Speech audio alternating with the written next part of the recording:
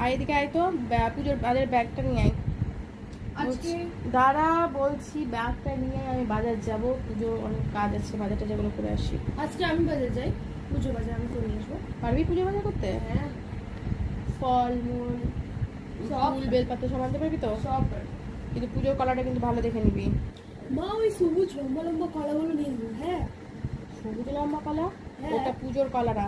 তাহলে পুজোর কলার মধ্যে 3 রকমের ভাগ হয়, ঠিক আছে?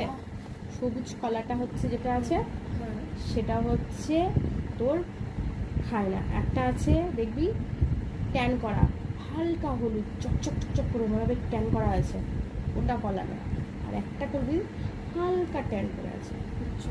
যেটাকে মনে হবে যে হ্যাঁ অল্প স্বল্প ট্যান, সেটাও কলা নিবি না। তাহলে একটা কলা দেখবি ছোপ ছোপ দাগ আছে আর প্রচুর ট্যান আছে, সেটা কলা নিবি, ঠিক আছে? সেটা হচ্ছে পুজোর কলা, বুঝতে পেরেছ? আর সবুজ কলাটা হচ্ছে খাই, ওটা পুজোতে যায় না, ঠিক আছে?